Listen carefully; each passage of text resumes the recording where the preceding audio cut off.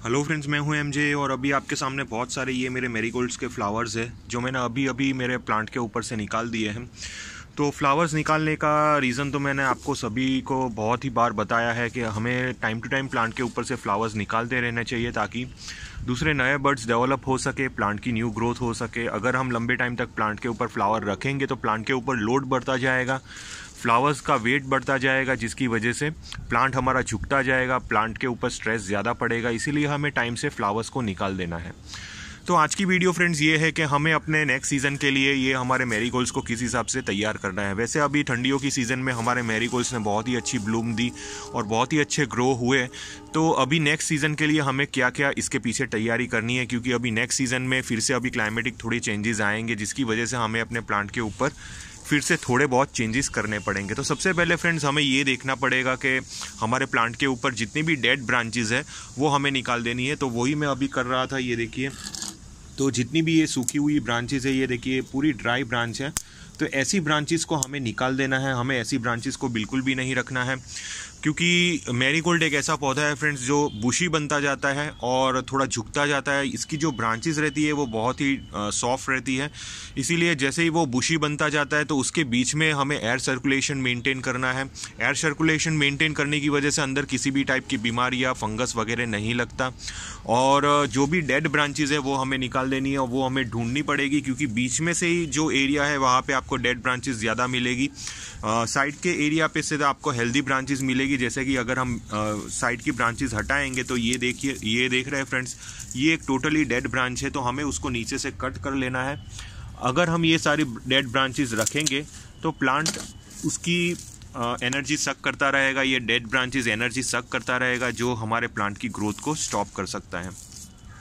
जितने भी dead flowers हैं वो हमें निकाल देने हैं और जितने भी डेड लीव्स हैं वो हमें निकाल देने हैं। तो थोड़ी प्लांट की हमें सफाई कर लेनी है। तो जैसे कि देख रहे हैं फ्रेंड्स, ये यहाँ पे सारे डेड लीव्स हैं। शायद ये भी एक डेड ब्रांच ही है, इसीलिए इसके लीव्स डेड हो गए हैं। तो चेक कर लेना है फ्रेंड्स कोई भी ब्रांच काटने से पहले। तो जैसे कि देख रहे हैं ये पूरी एक ब्रांच डेड हो गई है, तो हमें इसको नीचे से ही काट लूँगा।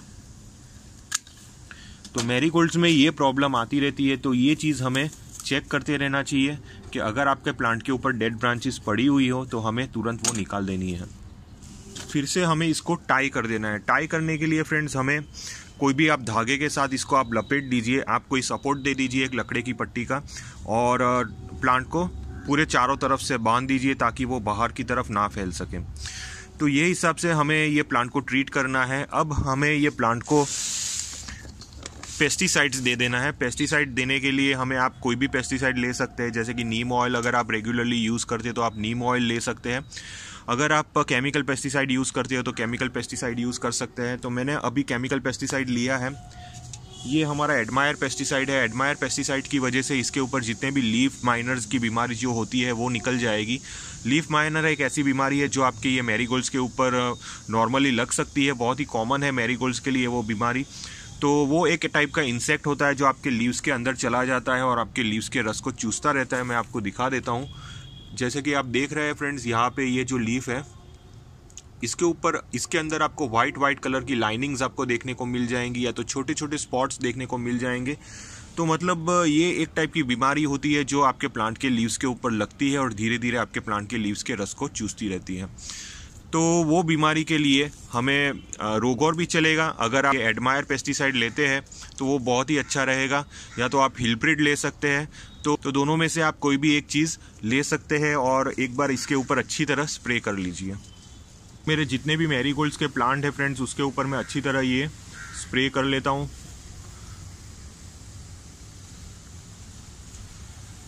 तो अगर आप नीम पेस्टिसाइड भी यूज़ करते हो तो फ्रेंड्स नीम पेस्टिसाइड आप हफ्ते में 2 बार यूज़ करिए, क्योंकि नीम पेस्टिसाइड बाद में धीरे धीरे काम करेगा। तो बाद में आपके प्लांट के ऊपर किसी भी टाइप का पेस्ट नहीं लगेगा और आपका प्लांट ज़्यादा से ज़्यादा फ्लावरिंग करेगा। तो मैं इसके ऊपर पेस्टिसाइड अप्लाई कर लेता हूँ, उसके बाद हमें क्या करना है वो भी मैं आपको बता देता हूँ फ्रेंड्स। तो फ्रेंड्स अभी मैंने सारे मेरे जितने भी मैरीगोल्ड्स है उसके ऊपर मैंने पेस्टिसाइड का एप्लीकेशन कर लिया है। पेस्टिसाइड का एप्लीकेशन करने के 3 दिन बाद हमें इसके ऊपर फंगीसाइड का भी एप्लीकेशन कर लेना है। फंगीसाइड का एप्लीकेशन करने का यही रीज़न है कि आपके प्लांट के ऊपर जितना भी फंगस लगा हो वो निकल जाएगा, या तो आगे ये सीज़न में इसके ऊपर फंगस अभी 15-20 दिन तक बिल्कुल भी नहीं लगेगा। तो अभी एक बार आप फंगीसाइड इसके ऊपर स्प्रे कर ले। फंगीसाइड बाद में आप 20 दिन के बाद या तो 15 दिन के बाद फिर से एक बार इसके ऊपर फंगीसाइड का स्प्रे कर सकते हैं। तो फ्रेंड्स हमने इसके अंदर अभी पेस्टिसाइड का तो एप्लीकेशन कर लिया है। अब पेस्टिसाइड का एप्लीकेशन करने के बाद हम इसके अंदर फर्टिलाइजर्स का एप्लीकेशन कर लेंगे। तो फर्टिलाइज़र में फ्रेंड्स मैं सबसे पहले इसके अंदर सुपर फॉस्फेट और पोटाश यूज़ करूँगा, हाफ स्पून। और अगर आपके पास वर्मी कॉम्पोस्ट हो या तो काउडंग हो तो आप दोनों में से कोई भी एक चीज़ यूज़ कर सकते हैं, आधी मुट्ठी, और सॉइल के अंदर आप डाल सकते हैं। अभी मेरे पास वर्मी कॉम्पोस्ट अवेलेबल नहीं है, इसीलिए मैं अभी वर्मी कॉम्पोस्ट नहीं डालूँगा। तो कल मैं संडे है तो मैं कल अपने प्लांट के अंदर वर्मी कॉम्पोस्ट का भी एप्लीकेशन कर लूँगा। और तो वर्मी कॉम्पोस्ट की जगह पे मैं इसके अंदर डालूँगा अभी अपना वेस्ट डिकम्पोज़र। तो वेस्ट डिकम्पोज़र डालूंगा ताकि इसकी मिट्टी भी थोड़ी हेल्दी होती जाए, अंदर जितने भी ऑर्गेनिक मटेरियल्स है वो धीरे धीरे डिकम्पोज होता जाए और हमारी सॉइल और हेल्दी बनेगी।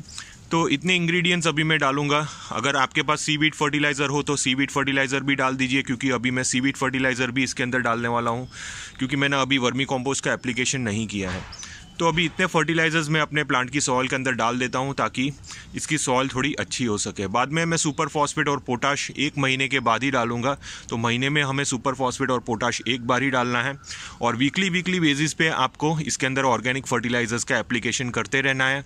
ऑर्गेनिक फर्टिलाइज़र्स में आप काउडंग या तो वर्मी कॉम्पोस्ट दोनों में से एक चीज़ यूज़ कर सकते हैं। ज़्यादा भी यूज़ नहीं करनी है, आधी मुट्ठी से भी कम हमें वर्मी कॉम्पोस्ट या तो काउडंग आपकी ये मैरीगोल्ड की सॉइल के अंदर डाल देना है। तो बहुत सारे ऑर्गेनिक फर्टिलाइज़र्स हैं, तो ऑर्गेनिक फर्टिलाइज़र्स को आप रेगुलरली अपनी प्लांट की सॉइल के अंदर इस्तेमाल करिए। तो सबसे पहले फ्रेंड्स मैं अपने प्लांट की सॉइल के अंदर डाल देता हूं सुपर फॉस्फेट। तो देखिए फ्रेंड्स, आधा चम्मच मैंने सुपर फॉस्फेट लिया है और हमें अपने प्लांट की सॉइल के पास डाल देना है। और मैं आधा चम्मच पोटाश ले लूँगा। तो पोटाश से आपके प्लांट के फ्लावर्स की साइज़ अच्छी निकलेगी, आपके प्लांट के अंदर रूट डेवलपमेंट्स अच्छी होगी। तो ये 2 चीज़ मैंने डाल दी है। अब मैं इसके अंदर डालूंगा वेस्ट डिकम्पोज़र। तो वेस्ट डिकम्पोज़र हमने इसके अंदर डाल दिया है। अब हम इसके अंदर डालेंगे सीवीड फर्टिलाइज़र। तो सीवीड फर्टिलाइज़र ऑप्शन है फ्रेंड्स, ऑप्शनल है, अगर आपकी इच्छा हो तो डाल सकते हैं, नहीं अगर आपके पास अवेलेबल नहीं हो तो भी कोई दिक्कत नहीं है।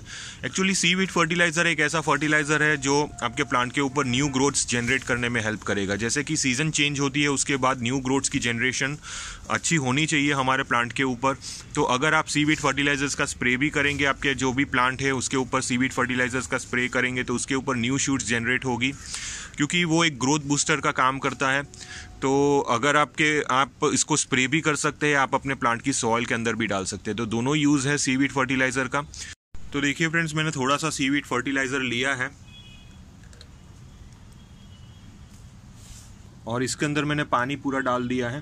तो इस टाइप का ये ब्लैकिश टाइप का ये लिक्विड हो जाएगा और हमें ये लिक्विड अपने प्लांट की सॉइल के अंदर डाल देना है। तो ये हिसाब से आप अपने प्लांट के अंदर फर्टिलाइजर्स अप्लाई कर सकते हैं। तो ज़रूरी नहीं है फ्रेंड्स कि जो फर्टिलाइजर्स मैंने बोले हैं वही फर्टिलाइज़र आप अप्लाई करिए, आप कोई भी फर्टिलाइजर्स अप्लाई कर सकते हैं। जैसे कि लेकिन आप वर्मी कॉम्पोस्ट या तो काउडंग दोनों में से एक कंपलसरी यूज़ करिए, क्योंकि ये 2 फर्टिलाइजर्स तो बहुत ही एसेंशियल है हमारे प्लांट्स के लिए। और सीवीड फर्टिलाइज़र ऑप्शनल है।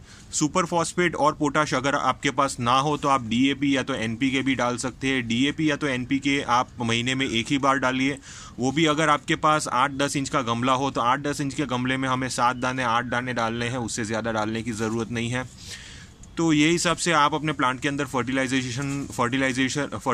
अप्लाई कर सकते हैं, या तो मस्टर्ड केक या तो नीम केक, बहुत सारे ऑर्गेनिक फर्टिलाइजर्स है, जाइम फर्टिलाइज़र, तो बहुत सारे ऑर्गेनिक फर्टिलाइज़र है फ्रेंड्स।